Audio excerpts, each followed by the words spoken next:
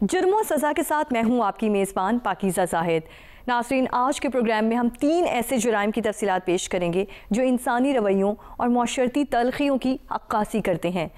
कहानियाँ जिनमें जुर्म की हकीकत भी है और इंसाफ की तलाश भी। पहली कहानी फैसलाबाद से है, जहाँ शादी के 2 दिन बाद एक दुल्हन की मौत ने सबको हिला कर रख दिया। क्या ये हादसा था या कत्ल? हक़ाइक़ क्या हैं और सच्चाई क्या है, जानते हैं हमारे नुमाइंदे हम्माद अहमद से, जो जाए वक़ूआ पर मौजूद हैं, और बात करें मोहल्लेदारों से। आइए आपको दिखाते हैं। चक नंबर 233 गाह बे फैसलाबाद की तहसील जड़ावाला का नवाही गांव, जहां पर चंद रोज़ कबल उस वक्त फ़िज़ा सोगवार हो गई थी जब शादी के 2 दिन बाद नौब्याहता दुल्हन फ़ातिमा की गोली लगने से अचानक मौत हो गई और खुशियां भरे घर में सफ़े मातम बिछ गई थी। इब्तदा में ये वाक़या कुछ इस तरह से रिपोर्ट हुआ कि पुलिस को इतला मिली कि गांव में एक जो दुल्हन है, नौब्याहता दुल्हन, उसकी गोली लगने से हलाकत हुई है। और जो वहाँ पर पुलिस पहुँची है, बयानात रिकॉर्ड किए गए हैं, तो दुल्हन के वालिद और दीगर अहले खाना की जानब से पुलिस को बताया गया कि दुल्हन अपने कमरे में टिकटॉक वीडियो बना रही थी कि कमरे में मौजूद एक पिस्टल जो उसके हाथ में था, उससे गोली चली और उसके सर में गोली लगने से उसकी मौत वाक़या हुई। और इसके बयान के साथ ये भी बताया गया था कि उस वक्त कमरे में दुल्हन की वालदा और बहन भी मौजूद थी। जी, वो ये घर है जहाँ पर शादी की खुशियाँ थी और अचानक माहौल बदला और फिर जो है वो नई नवेली दुल्हन की हलाकत हुई और खुशियाँ जो हैं वो गम में डूब गई। ये इस मकान का जो सेहन है और तकरीबन ये 7 मरले के करीब ये कोई रकबा है, जहाँ पर ये 2 कमरे और एक बरामदा है, उसके साथ सेहन है और इस सेहन में भी कुछ मेहमान मौजूद थे, जबकि ये बरामदा है और इसके सामने 2 कमरे हैं। और जैव कुआ का अगर जायज़ा लें तो ये वो कमरा था जिसमें सहरी सजी हुई थी और यहीं पर ये वाक़या पेश आया। और ये नई दुल्हन दुल्हन का या जहेज़ का जो सामान है वो यहाँ पर मौजूद है। और ये जैव कुआ का वो जगह है जहाँ पर इस वाक़या के रूनमा होने के बाद जो डेड बॉडी थी वो ऑन स्पॉट जो पड़ी थी, जिसकी कुछ तस्वीर भी सामने आई हैं। और जो मौका पर लोग पहुंचे हैं, तहकीकाती टीम पहुंची है, तो यहीं से उसने सारे शवाहद इकट्ठे किए थे। और जो इब्तदाई तौर पर इस वाक़े की रिपोर्ट हुई है तो ये बताया गया है कि बेड के जो दराज है साइड पे, जैसा कि यहाँ पर साइड टेबल पड़े हैं, वहाँ पर पिस्टल मौजूद था। वहाँ से वो पिस्टल जो है दुल्हन ने निकाला और दुल्हन के वालिद के बयान के मुताबिक मुबैना तौर पर पिस्टल निकाल कर उन्होंने जो वीडियो टिकटॉक वीडियो बनाई। और इस दौरान जो है वो उनको नहीं पता था कि पिस्टल के अंदर गोली मौजूद है और गोली चली जो उनके सर के दाईं जानब जो है कान की पिछली साइड पर लगी और उनकी जान लेने की वजह बनी। और इसी बयान को लेकर जो दुल्हन के वालिद को इब्तदाई तौर पर इस वाक़या की एक दफ़ा 174 के तहत इत्तफ़ाक़िया वाक़या की रिपोर्ट दर्ज की गई। और इस रिपोर्ट में ये भी बताया गया था कि ना सिर्फ जहाँ पर दुल्हन मौजूद थी, जबकि दुल्हन की वालदा, उनकी एक बहन और उनके बच्चे भी उस वक्त मौजूद थे।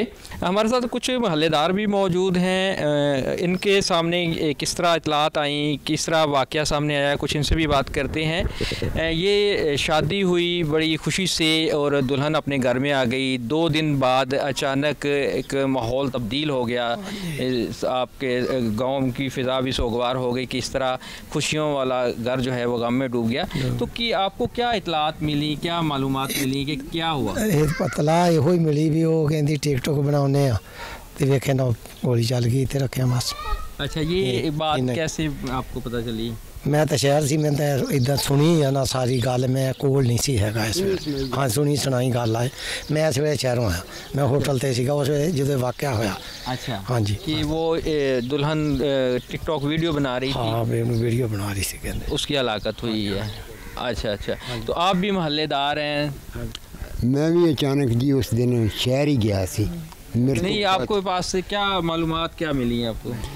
यो मतलब मालूमात मिली है कि वो टिकटॉक से मतलब अपनी फिल्म बना रहे हैं, इस वजह नाल वाक़या हो गया ये। हाँ जी। अच्छा, जैसा कि वो ये शुरू में वाक़या रिपोर्ट हुआ, जो घर वालों ने बताया, महल्लेदारों तक भी ये इतलात ऐसे ही पहुंची और उन्होंने भी यही बात सुनी कि जो टिकटॉक वीडियो बनाते हुए दुल्हन को गोली लगी और उसकी हलाकत हुई। यही जो बात है वो महल्ले में भी, गांव में भी इब्तिदा में ऐसे ही फैली। नाज़रीन, फैसलाबाद के इलाके में शादी के 2 दिन बाद नई नवेली दुल्हन की पुरअसरार मौत ने खुशियों भरा घर सोग में बदल दिया। पहले कहा गया कि फ़ातिमा हादसाती तौर पर हलाक हुई, लेकिन चंद दिन बाद इस केस ने कत्ल का रुख इख्तियार कर लिया। दुल्हन के घर वालों का क्या कहना है, हमारे नुमाइंदे हम्माद अहमद ने बात की है रिश्तेदारों से और इस 10 साला बच्चे से जिस पर इस कत्ल का इल्ज़ाम है। जी हम्माद। जी, हमारे साथ दुल्हन के अहले खाना मौजूद हैं, दुल्हन के चचा अशफाक मौजूद हैं, उसके साथ ही जिस बच्चे को जो मुकदमे में नामज़द किया गया है अरहम, ये 10 साला वो बच्चा है जिस पे ये इल्ज़ाम लगा है, और इसके साथ जो लड़के के अहले खाना हैं वो मौजूद हैं। इस वक़ुआ के हवाले से इनसे भी बात करते हैं। अशफाक साहब, ये बताइएगा कि ये वाक़या जो 2 दिसंबर को पेश आया है, इब्तिदा से बताइएगा किस तरह हुआ? सर जी, 30 तारीख को शादी हुई थी, पहली को वलीमा और 2 तारीख को ये वाक़या पेश आया। वाक़या इस तरह पेश आया कि वो जो दुल्हन थी फ़ातिमा, वो अंदर कमरे में बैठी, उसकी बड़ी बहन भी यहाँ मौजूद थी और उनकी वालदा भी मौजूद थी। वो तीनों कमरे में मौजूद थे। वो टिकटॉक बना रहे थे। टिकटॉक साथ ही उनके दराज में रिवाल्वर था, उनके साथ टिकटॉक बनाने। उन्हें नहीं मालूम था कि ये इसमें गोली है कोई, तो टिकटॉक बनाते हुए ये हादसा पेश आ गया चंद। अच्छा, उस वक्त घर में और कौन कौन था? कमरे में तो उनकी वालदा थी, बहन थी, घर में बाकी लोग भी मौजूद थे? घर में जो उनकी फ़ातिमा की जो शोहर के बहन थी, वो बाहर काम काज कर रही थी अपने। ख़वातीन मौजूद? हाँ जी, ख़वातीन मौजूद थी, बाकी बच्चे बाहर खेल रहे थे सब। अच्छा, तो ये आपको फिर इतला मिली कि ये वक़ुआ हुआ है, आपको किसके ज़रिए इतला मिली? हम तो बाहर खेती बाड़ी करते हैं, बाहर पट्ठे लेने गए थे, तो जब हम रास्ते में हमें फ़ोन पे पता चला तो हम फौरी आए, तो यहाँ ये हादसा हुआ था। अच्छा, जब आप आए तो फिर क्या सीन आपने कमरे में देखा? कमरे में ये सीन था कि बच्ची की डेथ हो चुकी थी, और आकर हमने भी उनसे पूछा तो उन्होंने यही हमें बताया कि इस तरह वाक़या है। अच्छा, उसके बाद फिर पुलिस को इतला हुई? हाँ जी, पुलिस तो हमारा यहाँ बाहर से आए थे, हमारे आने से पहले पुलिस यहाँ आ चुकी थी। जी, तो पुलिस को फिर आप लोगों ने ये बयान दिया कि फिर कार्रवाई शुरू हुई? हाँ जी, पुलिस को भी यही बयान दिया कि जो मौजूद थे उन्होंने उसी बयान पे हमने, जो मौजूद मौके पर थे वही बयान दिया हमने। अच्छा जी, इस तरह वाक़या हुआ है कि टिकटॉक वीडियो बनाते हुए हलाकत हुई है जी। अच्छा, तो फिर आपकी जो दुल्हन के वालिद हैं, आपके भाई जी, उनकी मदयत में उनके बयान की बिहा पर इत्तफाकिया वाक़या की रिपोर्ट दर्ज हुई? जी सर। मेरे साथ ये बच्चा भी मौजूद है जिसको मुकदमे में नामज़द किया गया है अरहम। तो अरहम, ये क्या वाक़या हुआ है? एक मुकदमा दर्ज हुआ है कि आपसे गोली चल गई। मैं ना बाहर खेल रहा था तो मुझे आवाज़ आई, तो मैं घर आया तो आंटी के खून निकल रहा था, मैं डर के भाग गया। अच्छा, जब वो गोली चली आप नहीं थे कमरे में? नहीं, मैं बाहर खेल रहा था। अच्छा, फिर आप अंदर आए तो फिर क्या देखा? आंटी के खून निकल रहा था, मैंने देखा तो मैं भाग गया। आपने पिस्टल नहीं पकड़ा? नहीं। आपसे नहीं चली गोली? मज़ीद तफ़सीलात जानते हैं। आपका क्या नाम है? अशरफ। अच्छा अशरफ साहब, आप लड़के की तरफ से आप ये हमारी ही फैमिली है। तो इस एक्चुअली जब ये वकूआ हुआ है तो ये 15 पे कॉल हुई है इधर से, तो हमारे सदर जना वाला SHO साहब मौके पे आ गए, टाउन SP साहब जना ले आए हैं, उन्होंने इधर आकर इन्वेस्टिगेशन की है। इन्वेस्टिगेशन करने के बाद उन्होंने जब जाए वकूए से शहादतें इकट्ठी की हैं, उसके बाद उन्होंने जामिया रिपोर्ट 174 दर्ज की है रपट, जिसके बाद हमने बच्ची को लाकर इधर दफना दिया। अच्छा, जब आपको इतला मिली है आपने क्या क्या चीज़ें देखी और जाए वकूआ पर किस तरह ये वाक़या हुआ है, कौन कौन मौजूद था? सर मैं एक्चुअली अपने ऑफिस में मौजूद था जना वाला, तो जब मुझे उधर इतला मिली है तो मैं इधर आया। तो इधर आकर जब मैंने देखा पूछा तो यही भाई इशफाक ने जो आपको बात सुनाई है कि कमरे के अंदर फ़ातिमा और उसकी बड़ी बहन नबीला और उसकी वालदा इधर मौजूद थे। तो वो अपने मोबाइल के साथ टिकटॉक बना रही थी, जिस वजह से उसे नहीं पता था कि ये पिस्टल लोड है और साथ ही दराज में था। तो जब वो टिकटॉक बना रही थी तो इस वजह से वो उसके हाथ से चल गया। अच्छा, ये पिस्टल जो था लोडेड, ये किसका था? और यहाँ पे घर में शादी का सामान था, ये तो नहीं पता कि ये किसका था।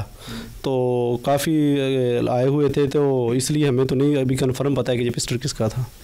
अच्छा, उसके बाद जो टिकटॉक वीडियो बनाते थे, क्या जो पहले भी इस तरह की दुल्हन जो वीडियो बनाती थी और टिकटॉक अकाउंट था उनका एक पर्सनल अकाउंट था जो कि घरेलू खतून घर में यूज़ करते हैं, जो फैमिली का अकाउंट होता है, तो वो यूज़ करती थी। तो इसलिए उसे शौक़ था घर में बनाने का, तो उसने वो टिकटॉक बनाई।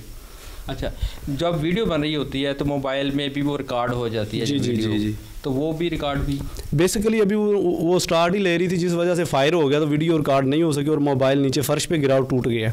अच्छा, उसमें कोई एविडेंस नहीं मिला? नहीं मिला, कोई एविडेंस नहीं मिला उसमें वीडियो। पुलिस ने तहकीकात में अहम पेशरफ्त करते हुए 10 साला बच्चे को गिरफ्तार किया, जिस पर कत्ल का इल्ज़ाम है। साथ ही दुल्हा और वालिदैन को शवाहिद छुपाने के इल्ज़ाम में मुकदमे में शामिल कर लिया गया है। पुलिस के पास क्या शवाहिद मौजूद हैं, जानते हैं SP जड़ावाला डिवीज़न ज़ियाउल हक से। टिकटॉक वीडियो बनाने के दौरान दुल्हन की हलाकत का इत्तफाकिया वाक़या जो रिपोर्ट हुआ था, फिर इसका रुख तब्दील हुआ और इस मामला का जो हल किया है वो SP ज़ियाउल हक SP जड़ावाला डिवीज़न है, हमारे साथ मौजूद हैं। इनसे कुछ सवालात पूछते हैं कि किस तरह ये मामलात सामने आए कि ये एक टिकटॉक वीडियो बनाने के दौरान हलाकत की बजाय एक कत्ल का मामला है। तो इस हवाले से इनसे बात करेंगे। सर, एक इत्तफाकिया वाक़या रिपोर्ट हुआ, उसके 2 रोज़ बाद ये वाक़या तब्दील हो गया कि ये एक कत्ल का मुकदमा दर्ज हो गया 302 का। तो किन पहलुओं को सामने रखते हुए तफ्तीश की गई और ख़ुद भी आप जाए वकूआ पे पहुँचे थे, इब्तिदा में किस तरह आप इतला आपको मिली और रिपोर्ट हुआ ये वाक़या, और जब आप पहुँचे वहाँ पे जाए वकूआ पे क्या सीन था?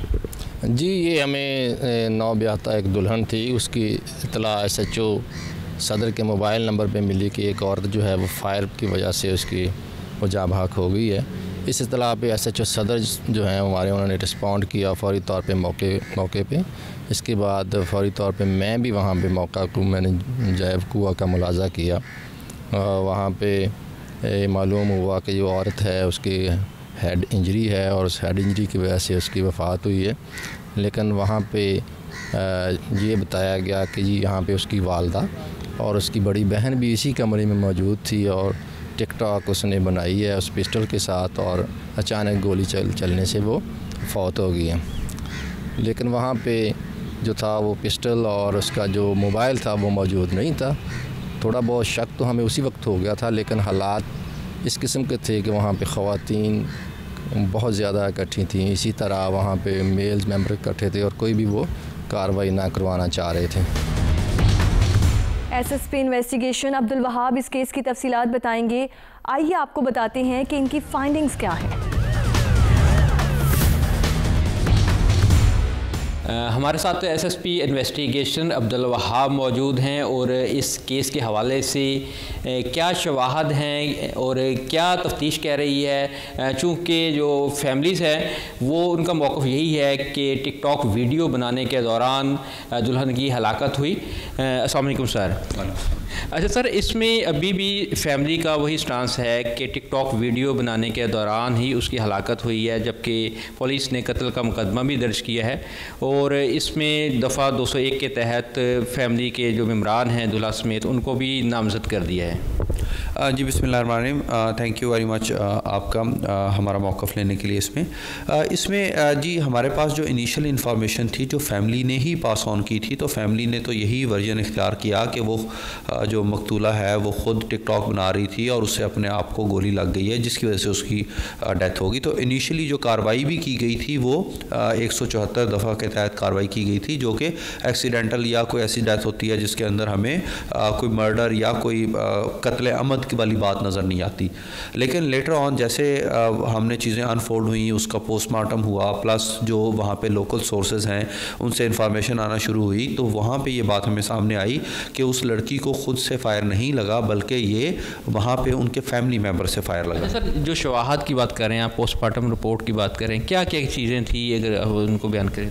देखिए जी, पोस्टमार्टम की जो फाइनल रिपोर्ट होती है वो डॉक्टर साहब देते हैं, लेकिन जब एक पोस्टमार्टम को हमने देखा, उसकी रिपोर्ट प्लस जो उसके साथ लोकल इन्फॉर्मेशन है वो दोनों कॉरोबरेट कर रही थी कि शायद ये जो बात बताई जा रही है कि उसने एक्सीडेंटली अपने आप को गोली मार ली है या परहैप्स ये खुदकुशी का मामला है कि उसने अपने आप को गोली मार दी है टिकटॉक बनाते हुए, जो एक बेसिकली उसमें सेंसेशन ऐड की गई, तो ऐसी बात नहीं थी। जो चीज़ लोकल सोर्सेज से पता चली वो यही थी कि फैमिली ने, क्योंकि वो बच्चा जिससे ये उस मकतूला को मतलब गोली लगी है या उसने मारी है, क्या ये एक्सीडेंटल था, ये आमदन कत्ल था, वो जो चीज़ है उसको कवर अप करने के लिए फैमिली मेम्बर्स ने, क्योंकि मकतूला भी उनकी अपनी बच्ची थी और मारने वाला भी बच्चा था, तो उन्होंने इसको रंग दे दिया कि शायद ये जो है जो मकतूला है उसको खुद से गोली लगी है ड्यूरिंग दैट टिकटॉक जो वो बना रही थी, ताकि उनके ख़िलाफ़ किसी भी और फैमिली मेम्बर के ऊपर उसकी क्रिमिनल लाइबिलिटी ना आए। तो इसी वजह से जब हमने FIR दर्ज की है उसमें सेक्शन 201 इसीलिए आज़ाद किया है कि उनको जो चीज़ें रिमूव कर दी गई थी, जो क्राइम सीन उन्होंने क्लियर कर दिया था, चीज़ें उस तरीके से नहीं थी जो जैसे हमें रिपोर्ट की गई। तो 201 दफ़ा जो होता है वो होता है कि शहादत को आपने गायब करना या क्राइम सीन को आपने इस तरीके से मैनिपुलेट या डिस्टर्ब कर देना ताकि उससे तफ्तीश में या जो अहम शवाहिद हैं कि क्या असल हकीकत क्या है उसको छुपाने में मदद मिले। यहाँ पर एक ब्रेक लेते हैं और ब्रेक के बाद बात करेंगे लाहौर के इलाके सांदा में होने वाली 15 करोड़ की हैरान कुन डकैती की। हमारे साथ रहिए। प्रोग्राम में खुशामदीद। अब बात करते हैं लाहौर के इलाके सांदा की, जहां एक ही घर से चोर 15 करोड़ रुपए के जेवरात ले उड़े। इतनी बड़ी वारदात कैसे हुई और इसके पीछे कौन था, जानते हैं हमारे नुमाइंदे अहमद फराज से जो मौके वारदात पर मौजूद हैं। जी अहमद। जी, सांदे में जिस घर के अंदर 15 करोड़ रुपए मालियत से जायद के जेवरात चोरी हुए, और हम हैरत अंगेज़ तौर पर यह भी कह सकते हैं कि इस घर में अंदर दाखिल होने का रास्ता ही नहीं, क्योंकि ताले भी नहीं तोड़े गए और घर भी मुकम्मल तौर पर कवर्ड है। तो ये चोर घर के अंदर कैसे दाखिल हो गए? इस केस के जो इंचार्ज इन्वेस्टिगेशन हैं, जो आयु हैं, वो हमारे साथ मौजूद हैं, हसन। हम उनसे बात करते हैं कि उन्होंने अब तक तफ्तीश में ये क्या उनके पास से सामने आया है कि चोर घर के अंदर कैसे दाखिल हुआ। जी हसन साहब, ये बताएं कि चोर जो थे वो घर के अंदर दाखिल कैसे हो? आप जैसे कि देख रहे हैं इस घर में ना, ये मुकम्मल लॉक्ड है, पुराने स्टाइल का ये बना हुआ है, तो इसके अंदर घर में घुसने का ऑब्वियसली मुश्किल रास्ते हैं। लेकिन यहाँ पर देखें आप, खंबा मौजूद है, इसके अलावा इसकी जो छतें हैं, साथ वाले जो नेबरहुड में घर हैं उनकी मुलक्का हैं छतें, तो उस हिसाब से भी एंगल है। पीछे बैक साइड से भी हम चीज़ों को देख रहे हैं कि एक्चुअली कहाँ से वो बंदे आ सकते हैं। मोस्ट प्रोबेबल जो रूट है उनका वो शनाख्त किया जाए ताकि उसको फॉलो करके हम उनके जो है पहुँच सके कि ये कहाँ से इनको लिंक मिला, कहाँ से किसी ने अगर इनकी हेल्प की हो वो भी चीज़ सामने आ सके, तो ये कहाँ से ये चोरी करने के लिए अंदर घर के घुसे हैं। अच्छा, तो ये CCTV कैमरे भी हमने देखा लगे हुए, तो उसके बावजूद कोई आपको क्लू नहीं मिला? फराज साहब, इसके अंदर जो CCTV कैमराज हैं वारदात के बाद उन्होंने लगवाए हैं, वारदात से पहले कोई CCTV कैमरा इनके घर में मौजूद नहीं था।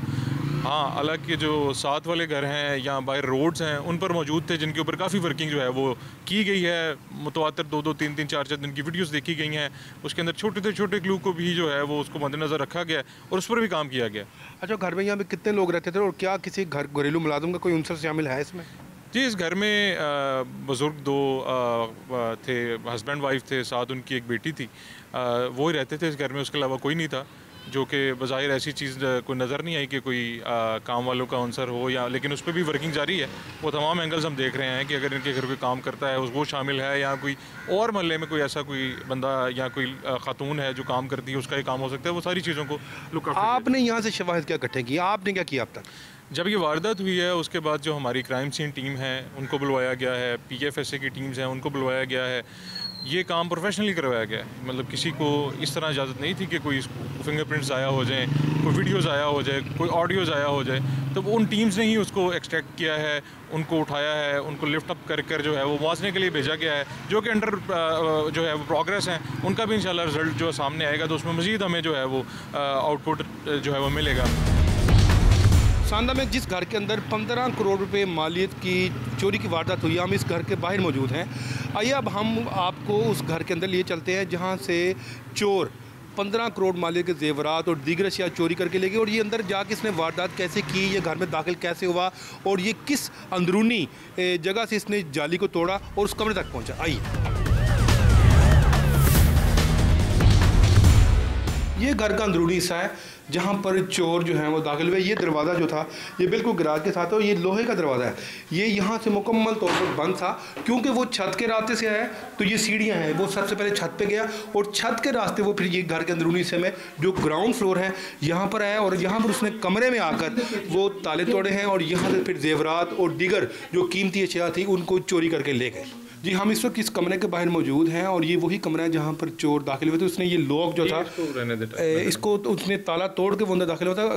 गालबन ने ये इसके अपने फिंगरप्रिंट्स ले लिए। जी, इसके फिंगरप्रिंट चले गए, लेकिन फिर भी इसको हमने प्रिजर्व किया हुआ है ताकि इसके अंदर कोई ऐसी चीज़ अगर वो दोबारा डिमांड करें लेबॉर्ट्रीज वाले तो उसमें से प्रिजर्व तरीके से उसको निकाल दिया जाए। तो ये तो सब उसी दिन से ये क्राइम सीन प्रिजर्व किया हुआ है। तो दाखिल उधर से आया या इधर से आया चोर? जी, इस साइड से आए, वो आपको चीज़ें दिखा देते हैं, वो जगह दिखा देते हैं जहाँ पर जिस प्रोबेबली जहाँ से वो एंटर हुए होंगे। यानी कि घर के अंदरूनी जो रास्ता था उसके लिए चोर छत से दाखिल हुआ है। जी, छत की तरफ से ही। मेन गेट से कोई रास्ता नहीं? मेन गेट टोटली बंद है, उसको ना तोड़ा गया ना खोला गया।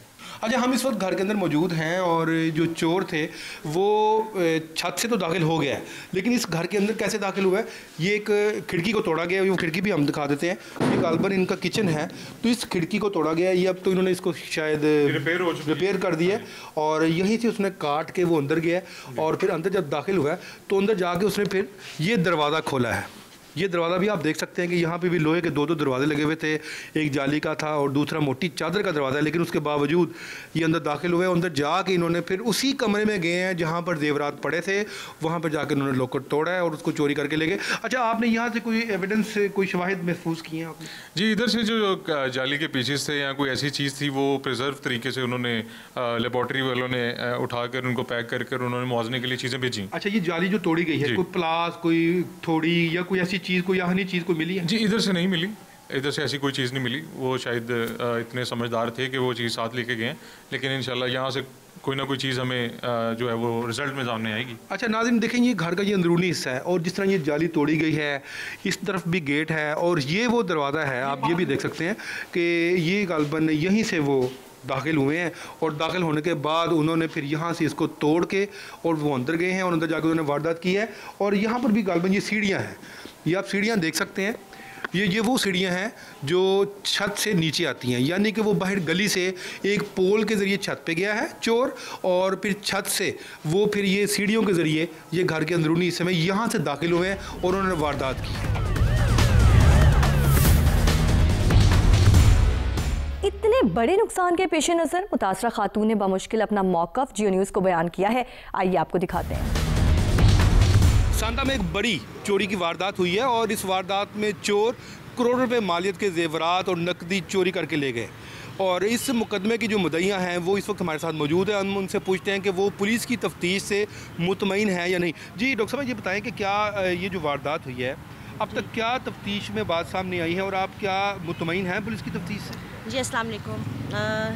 तकरीबन 2 माह का अरसा गुजर चुका है और अल्हम्दुलिल्लाह हमारी पुलिस का डिपार्टमेंट, CI का डिपार्टमेंट पूरी तरह इन्वॉल्व है और दिन रात एक करके इस केस को, चोर को पकड़ने में लगे हुए हैं। अल्लाह ताला उनकी मदद फरमाए। अल्हम्दुलिल्लाह मैं मुतमईन होकर काम हो रहा है। ये वारदात कैसे हो गई? आप घर में मौजूद नहीं थे और क्या ये कोई आपका कोई जानने वाला कोई घरेलू मुलाजिम तो नहीं इसमें मुलविस? बात इस तरह कि मेरे पेरेंट्स मेरी तरफ आए हुए थे, वीकेंड था, वो रात मेरी तरफ स्पेंड करने आए थे और जब वो नेक्स्ट डे गए हैं तो घर के ताले वहीं के वहीं लगे हुए थे। वो उन्होंने तालों को खुद खोला है, अंदर गए हैं। अंदर जाके जब देखा है तो स्टोर, जो कि एक जगह महफूज जगह होती है घर की, उधर से एग्जीक्यूट की गई थी वारदात रॉबरी की। जिस तरीके से सारी वारदात हुई है इसमें कोई शक नहीं है कि किसी भेदी को ही पता था, वही उसने वारदात करवाई है। तो अल्लाह से यही दुआ है कि जो भी चोर है हमारा वो हमारे सामने आए। अच्छा ये बताएं कि आपके जो वालिदैन थे वो कितनी देर वो घर से बाहर रहे हैं, और ये जो वो वारदात का टाइम था ये डे लाइट में हुआ है या नाइट में हुई है ये वारदात? मेरे पेरेंट्स जी सैटरडे नाइट 12 अक्टूबर को रात तकरीबन शाम मगरिब का टाइम था, 6:30 बजे मेरे घर पहुँचे हैं और 13 अक्टूबर को दोपहर 1:30 बजे मेरे घर से निकल गए। 2:30 बजे वो घर पहुँचे हैं, तो यूँ समझ लीजिए कि कोई एक दिन भी पूरा नहीं बना, 24 घंटों से भी कम का वक्त था। और जो वारदात आप कह रहे हैं कुछ CCTV में नज़र आ रहा है, वो यही आ रहा है कि रात को तकरीबन 2:45 बजे कुछ मशकूक एक्टिविटी देखी गई घर के बाहर, कुछ गाड़ियों की आमदोरफ्त। एक गाड़ी थी जो कि खड़ी हुई थी घर के बाहर, उसमें कुछ अफराद थे जो अंदर बाहर आ जा रहे थे। उसके बाद एक और भी बंदा नज़र आया आधे घंटे के बाद 3:30 बजे, वो एक पोल पे चढ़ा है खंबे पे अम्मी के घर के पास से। तो कुछ इस तरह की एविडेंसेस हैं हमारे पास। यानी कि 18 घंटे आपका घर जो था वो खाली रहा है, घर में कोई अहल खाना मौजूद नहीं था। अच्छा उसके साथ ये बताएं कि ये जो चोरी की वारदात हुई है इसमें जो जेवरात चुराए गए हैं वो उसके बारे में थोड़ी तफसील बता दें कि क्या वो सारा जो लूटा हुआ माल था वो आपके पास था, और ये इतने ज़्यादा जो माल था एक ही घर में क्यों रखा हुआ था? ये जी अभी से नहीं रखा हुआ था, हम लोग सऊदीया से बिलोंग करते हैं, मेरी पैदाइश भी सऊदीया की है, और यूँ समझ लीजिए कि साल से वो वहीं पे पड़ा हुआ था और बड़ी महफूज जगह पे था। ऐसा नहीं कि खुला रखा हुआ था, लॉक में रखा गया था। और ऐसा ही है कि हम सब बहनों का, मेरी वालदा का एक ही जगह पे रखा हुआ था, और हमें ये फीलिंग थी कि जब इतने सालों से एक चीज़ मेरी वालदा की कस्टडी में है तो वो सेफ़ ही है, क्योंकि इतने सालों से कुछ भी नहीं हुआ। पुलिस इस वक्त वारदात के मास्टरमाइंड तक पहुंचने के लिए तफ्तीश कर रही है, लेकिन इतनी बड़ी चोरी ने इलाके के मकीनों को खौफजदा कर दिया है। मजीद मालूमात आप तक पहुंचाने के लिए जानते हैं कि पुलिस हुक्काम का इस बारे में क्या कहना है। जी सामने में एक बड़ी चोरी की जो वारदात हुई है उसमें पुलिस की तफ्तीश अब तक कहाँ पहुँची है? गुलाम मुस्तफ़ा गिलानी है SP, हम उनसे बात करते हैं कि क्या मुल्ज़मान जो हैं वो गिरफ़्तार हो गए हैं और तफ्तीश इस वक्त कहाँ है। जी गिलानी साहब ये बताएं कि इस तफ्तीश में अब तक क्या चीज़ सामने आई? ये चोरी की वारदात है और इसमें थोड़ा सा क्योंकि एक्यूज़ का पता नहीं होता तो ये टाइम टेकिंग होती है थोड़ी सी चीज़, लेकिन इसमें अल्लाह के फजल से हम बड़ी अच्छी एफर्ट्स कर रहे हैं। हम CCTV सेफ सिटी उनसे भी हेल्प ले रहे हैं। इसके अलावा हमने PFSA उसकी टीम से भी ये तमाम उधर जितने भी हमें मालूमात मिल सकती थी, जो मटीरियल मिल सकता था वो हमने कलेक्ट किया है। इस तरह फिंगरप्रिंट्स भी वो भी हमने उधर से उठवाए हैं। तो टेक्निकल और प्लस अपनी जो इंफॉर्मेशन बेस्ड इन्वेस्टिगेशन होती है उन तमाम पहलुओं को मद्देनज़र रखते हुए हम काम कर रहे हैं और we are very hopeful to trace this. अच्छा आपको इतला कैसे मिली थी इस वारदात के बारे में? ये 15 के ज़रिए इतला मिली थी। ये घर से लोग बाहर गए हुए थे अपने बेटी के घर, तो जब वापस आए हैं दिन को तो ये रात को इनकी वारदात हो चुकी थी। अच्छा इसमें अब तक कोई मुलज़िम भी गिरफ्तार हुआ है और कौन कौन तफ्तीश कर रहे हैं इसमें? हमने 3 टीमें तश्कील दी है। एक CIA की ज़ेर निगरानी टीम है जो DSP उधर तफ्तीश कर रहा है, एक ऑपरेशन SHO और उसकी एक टीम है तफ्तीश कर रही है, एक हमारी इन्वेस्टिगेशन है का विंग है जिसमें DSP है, इंचार्ज संदा है और उनके साथ 4-5 मुलाजम हैं, वो मिलकर ये तफ्तीश कर रहे हैं। तो ये तमाम टीमें इसी केस पे वर्क कर रही हैं और इंशाल्लाह we are very near to the culprits. अच्छा ये होता है अमूमन चोरी की वारदात में चोर जो होता है वो लूटा हुआ सामान बात हुआ घर में ही किसी कोने में, किसी टैंकी में, किसी खुदरे में छुपा देता है। तो क्या घर की सर्चिंग की गई है, कोई ऐसी तलाशी की गई है कोई सामान मिल जाए? नहीं, घर की तमाम सर्चिंग की गई है और बड़ी बारीकबीनी से सर्च उसको किया गया है और उसमें जितने चीज़ें हमें जो टू ट्रेस द क्राइम उसमें जितनी हेल्पफुल चीज़ें थी वो भी हमने कलेक्ट की हैं। मतलब फिंगरप्रिंट होता है और इसके अलावा हम जियो फेंसिंग भी करवाई है उस इलाके की उस टाइम की। तो उसमें जो उसमें आप वर्कआउट कर रहे हैं, शार्ट लिस्ट नंबर करने पड़ते हैं, तो वो थोड़ा सा काम हम कर रहे हैं। तो इंशाल्लाह ताला हमें उम्मीद तो बड़ी है कि अल्लाह ताला करम करेगा। अब एक ब्रेक लेते हैं और ब्रेक के बाद बात करेंगे सियालकोट में होने वाली जुर्म की एक और दास्तान की। आप हमारे साथ रहिए। वेलकम बैक टू जुर्म और सज़ा। सियालकोट में पेश आया एक ऐसा वाक़या जिसमें ख़ानदानी झगड़े ने एक बहू की जान ले ली। ये जुर्म ना सिर्फ सफाकियत की इंतहा था बल्कि कत्ल के बाद लाश के टुकड़े कर दिए गए हमारे नुमाइंदे उमर एजाज इस केस की तफसीलात के साथ इस नाले पर मौजूद हैं जहां से मकतूला की लाश के टुकड़े बरामद हुए। साथ ही मोहल्लेदारों से भी जानेंगे कि इनके पास इस वाक़े से मुतालिक क्या इत्तलात है। जी अब हम पहुंचे हैं उस मुकाम पर जहां पर मासूम ज़ारा को कत्ल करके बोरीबंद लाश के टुकड़ों को इस बरसाती नाले में बहा दिया गया। ये मेरे अकब में मेरा कैमरामैन उस्मान यूसुफ आपको दिखाएगा। ये वो नाला है, बरसाती नाला 1, जहाँ पर ज़ारा को उसके बोरीबंद लाश के टुकड़े जो हैं वो यहाँ पर बहाए गए। कहते हैं कि कत्ल जो है वो छुपता नहीं है, क्योंकि कत्ल अपने निशानात सबूत ज़रूर छोड़ता है। कातिला और उसके जो साथी थे साथ उसकी बेटी नवासा और रिश्तेदार ने बड़ी चालाकी के साथ रात की तारीकी में नवंबर को ज़ारा को कत्ल किया। उसके रात भर उसके टुकड़े करते रहे, बेदर्दी के साथ सफाकियत और बर्बरियत का उसको निशाना बनाते रहे, जिसके बाद रातों रात मुलजमान ने ज़ारा को जो उसके लाश के टुकड़े थे उसको बोरी में बंद कर रात की तारीकी में यहाँ पर फेंका गया। यही वो ब्रिज है जहाँ पर उस बेचारी ज़ारा की लाश को बेदर्दी के साथ फेंक दिया गया और इल्ज़ाम आयद किया गया कि ज़ारा जो है वो सुबह 7 बजे घर से खुद ही गायब हो गई है। मुख्तलिफ़ किस्म के इल्ज़ामात लगाए गए उसके ऊपर।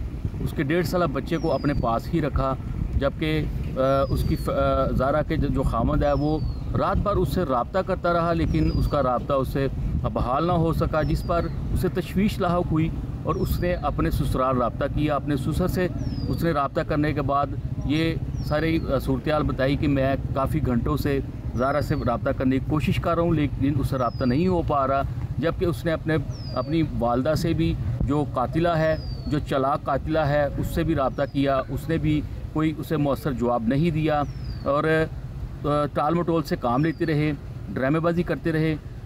इसके बाद हम जाएंगे उसके मोहल्ले में। ये वो इलाका है डस्का का नवाही गांव कोटली मरला, जहां पर यह वाक़या पेश आता है। इसके चंद फरलांग के फासले पर ही कातिला का घर है जहां पर ये सारी वारदात की गई। ये वारदात कैसे हुई इससे मुतालिक तो हम पुलिस से जानेंगे, लेकिन हम अभी चलेंगे अहले मोहल्ला की जानिब और जानेंगे उनसे इस हवाले से कि उसका रवैया मोहल्ले में कैसा था, उस खातून का, उसकी बेटी का जो उसके साथ ही रहती थी। क्या ज़ारा के साथ पहले भी तशद्दुद के इस तरह के वाक़यात पेश आ चुके हैं। जी अब हम पहुंच चुके हैं कोटली मरला के उस मोहल्ले में जहां पर मुलज़मा सुगरा बीबी का घर है, जो ज़ारा का ससुराल है। यहाँ पर हम आए हैं, हमने आकर यहाँ पर कुछ लोगों से अभी हम बात करेंगे और जानेंगे कि इलाके में सुगरा बीबी क्या रिप्यूट थी, क्या सुगरा बीबी का इलाके में जो हुस्न सलूक था वो कैसा था। मामला अचानक ही होया है, कोई डा इशू नहीं है, घरेलू मसला ही। बाकी सुगरा बीबी ओदा रवैया या तलग पिंड च एडा कोई पहला बुरा नहीं है। बाकी जो सुनी सुनाई अफवाहां बहुत सुनिया ने, बाकी जो होया गलत होया ते इंज होना नहीं चाहिए।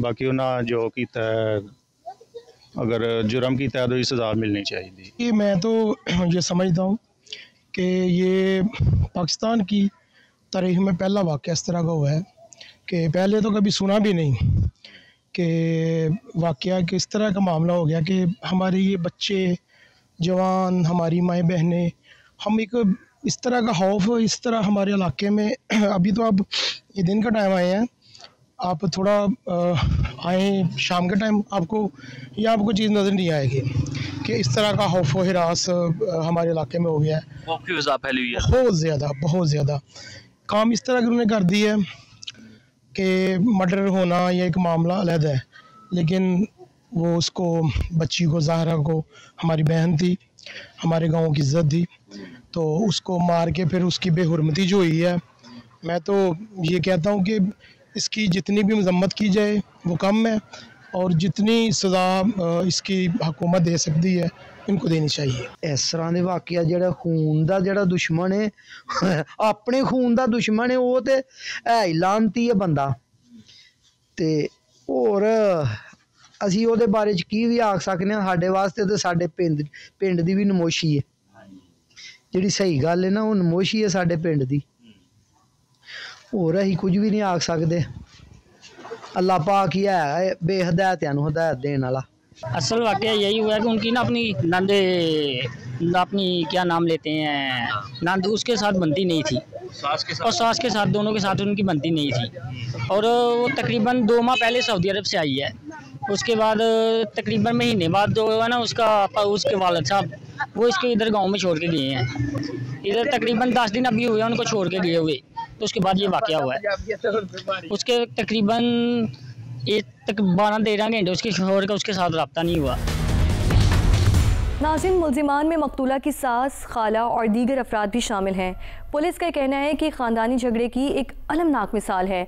मकतूला के वालिद और भाई इस बारे में क्या कहते हैं और क्या वो अब तक होने वाली पुलिस की कार्रवाई से मुतमईन है, उन्हीं से जानते हैं।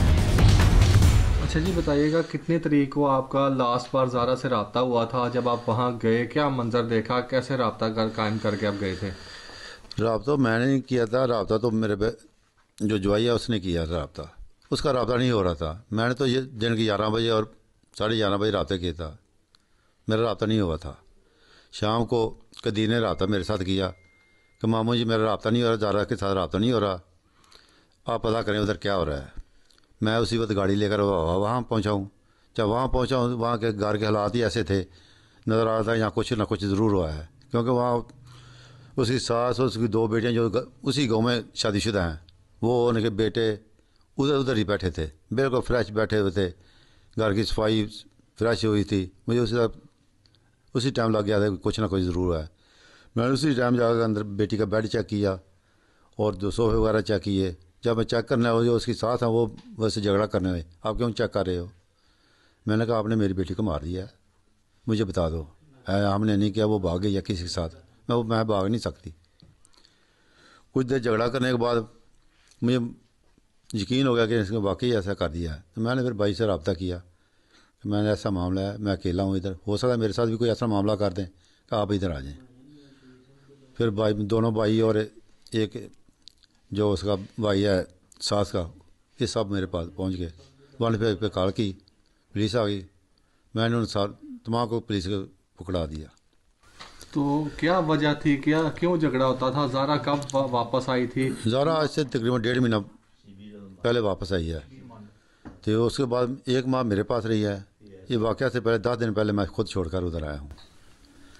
तो क्यों लड़ाई झगड़ा क्यों होता था? कोई झगड़ा नहीं था, सिर्फ जेलसी थी, कोई झगड़ा नहीं था। झगड़े वाली तो बात ही कोई नहीं थी। सिर्फ यही कि दोनों मियाँ बीवी का अपने सलूकी से अच्छा क्यों है, वो अपने साथ उसको साथ लेकर क्यों बाहर जाता है, यही सिर्फ, उसके अलावा कोई मामला नहीं था। क्या मामला बना आपकी बहन को जो बड़ा बेदर्दी के साथ कत्ल किया गया, क्या करना चाहते हैं? हमारी सगी बहन थी, बहुत उसका अच्छा सलूक था अपने खामन के साथ, बहुत प्यार था उनका आपस में। जब भी यहाँ आती थी अपने खामन की तारीफ़ें करती थी। और इसी बात पे उसकी माँ को बर्दाश्त नहीं होता था, मेरा बेटा मेरी बहू के साथ इतना प्यार करता है। ये सब हसद की आग थी और ये चलती रही है 2-3 साल। पहले इतना नहीं था, लेकिन अब जो हुआ है ये इंतहा हुई है। हमें इस बात का इल्म भी नहीं था कि वो इस हद तक जा सकते हैं। बाकी जो भी वो उधर कमाता था पैसे वगैरह, इसको भेजता था इसके अकाउंट में, तो वो इस बात का सबका जब उसे इल्म हुआ तो उसने अपना ये काम सारा अंजाम दिया सिर्फ पैसों के लिए। तो अब क्या मुतालबा करना चाहते हैं वज़ीर आज़म से? मुल्ज़मान को कितनी सज़ा देनी चाहिए? उनके लिए जितनी भी सज़ा है कम है। ये आपको भी पता है, जो ये जुल्म हुआ है ना, ये जो भी सुनता है वो रोता है। पुलिस की तफ्तीश अभी जारी है। क्या ये जुर्म मंसूबाबंदी के तहत हुआ और क्या मकतूला को इंसाफ मिल सकेगा? उमर इजाज़ ने बात की है पुलिस हुकाम से, आइए आपको दिखाते हैं। जी आबिद साहब, ये बताइएगा कि इस वाक़े में बड़ा ड्रामेटाइज किया गया मुल्ज़मान की जानिब से, खास तौर पर जो उसकी सास है, सगी खाला है, उसने इसको पूरा ड्रामेटाइज किया कि जी लड़की घर से खुद चली गई। आपको कैसे शक हुआ, कैसे तफ्तीश का आगाज़ हुआ? बिस्मिल्लाहिर्रहमानिर्रहीम। बहुत शुक्रिया उमर साहब। बेसिकली ये जो ऐसे केसेस हैं जहाँ पे मिसिंग पर्सन रिपोर्ट होते हैं तो उनकी एक अपनी सेंसिटिविटी होती है और हमें उस सेंसिटिविटी की वजह से उनको रिस्पॉन्ड भी उसी तरीके से करना होता है और उनकी ट्रेसिंग के लिए भी काम करना होता है। लेकिन ये जो केस था, इस केस में जो FIR जब दर्ज होती है तो शबीर अहमद उन लोगों को अलर्ज करता है कि जिनके पास आखिरी वक्त में वो खतून मौजूद थी, यानी कि वो घर और जो जिन लोगों के वो दरमियान थी वही हमें बता सकते थे कि ये किस तरफ जाता है। क्या बताया कि शबीर साहब जो है वो मकतूला के वालिद हैं? जी, वो मकतूला के वालिद हैं और बेसिकली वो रहने वाले हैं गुजरांवाला के, मंड गांव है, और लेकिन उनकी जो वर्किंग है वो लाहौर में वर्क करते हैं। तो हमें अब यकीनन उस जगह पे, उस क्राइम सीन पे जहाँ पे वो लास्ट उसकी सीन थी, वहाँ पे हमें रिस्पॉन्ड करना था। वहाँ पे जब हम गए तो वहाँ का एक तो जो एटमॉस्फेयर था वो काफ़ी तब्दील शुदा था। आमतौर पे घरों में इतनी फ्रेगनेंस नहीं होती या एयर फ्रेशनर के इतने बहुतात नहीं होती कि आपको अपनी सांस में भी फील हो कि एक हैवीनेस है और यहाँ पर है। फिर दूसरे नंबर पे ख़वातीन बड़ी कंपोज थी, यानी कि उनकी जो बयानात थे वो बड़े स्टेबल और बड़े क्लियर कट, जैसा वो उन्होंने एक स्टोरी बनाई हुई थी उससे हट कर नहीं दे रहे थे। लेकिन जो वो चीज़ें बयान कर रहे थे कि सुबह 7 बजे वो ख़तून चली गई हैं घर से, ज़ारा चली गई है, तो ज़ारा अगर घर से गई है तो यकीनन घर से उसने कपड़े चेंज किए हैं, कपड़े साथ लिए हैं, या उसने मेकअप किट वगैरह यूज़ किया। तो जब हमने उनके कमरे में देखा तो कोई ऐसी चीज़ें वहाँ पर चेंज कुछ ऐसा नहीं था। इवन के उनके शूज़ भी उसी तरह पड़े हुए थे जिस तरह थे। अच्छा, ये बताइएगा कि जब आपने ये डिजिटलाइज चीज़ें सामने आपने इकट्ठे किए, CCTV भी आ गई, आपने CDR भी ले लिया मोबाइल डाटा का, अब इसमें इस दौरान मुल्ज़मान जो थे वो आज़ाद थे या आपने उनको हिरासत में ले लिया हुआ था? बेसिकली चूँकि सिचुएशन ऐसी थी कि जहाँ पर अभी बहुत सी चीज़ें इन्वेस्टिगेशन होनी थी और जब किसी को अरेस्ट कर लें तो यकीनन उसकी बहुत सी आज़ादियाँ महदूद हो जाती हैं, और हमारी कोशिश थी कि हम ज़ारा तक पहुँचने के तमाम वसाइल इस्तेमाल करें। तो हमने उनको इतनी स्पेस दी कि वो वहाँ से जा ना सकें, लेकिन हमने उनको अपनी सर्विलेंस में प्लेस रखा सो दैट कि हम उनसे जो असल चीज़ें हैं, असल हक़ाइक़ हैं, वो उनसे ले सकें। अच्छा सर, दौरान हिरासत अब आ जाते हैं, जब आपने उनको प्रॉपर गिरफ़्तार कर लिया, 496A के जो मुकदमा दर्ज था इस दफ़ा के तहत, जिसमें बताया गया कि मकतूला के वाले की जानिब से कि इसको अगवा किया गया, आपने उनको गिरफ़्तार किया। दौरान गिरफ़्तारी कैसे इन्वेस्टिगेशन का आगाज़ होता है और किस तरह ये इंकशाफात होते हैं? अच्छा, इसमें यह है कि केस की इन्वेस्टिगेशन तो FIR की रजिस्ट्रेशन, और यहाँ जब सबसे पहले शबीर ने इस पे 15 पे कॉल की तो एक इन्वेस्टिगेशन का प्रोसेस तो उसी वक्त से शुरू हो चुका हुआ था। अब रेस्ट ऑफ दी थी कि ये जो जितने भी किरदार FIR में मेंशन हैं हम उनको देखें, उनको कंसंट्रेट करें। तो उसमें 5 लोग FIR में नॉमिनेटेड थे, जिसमें सुगरा है, सुगरा की बेटी यास्मीन है, यास्मीन का बेटा अब्दुल्ला है, सबा है और सबा का बेटा कासम है। अच्छा साहब, ये बताइएगा कि ये जो वाक़या दर्दनाक सामने आया हमारे, इसमें जो खातून है ज़ारा नामी, उसके इससे मुतल्लिक इंकशाफात हुए, पुलिस ने तफ्तीश की, दायरा कार अपना बढ़ाया तफ्तीश का, बाद में ये साबित हुआ कि इन्हीं लोगों ने, इसके अपने लोगों ने ही, उसकी सास ने, उसकी नंद ने मिलकर जो है इस ज़ारा नामी खातून को कत्ल किया। अब कत्ल की तफ्तीश आपके पास है, इसमें अभी तफ्तीश में क्या मज़ीद पेश रफ्ता है?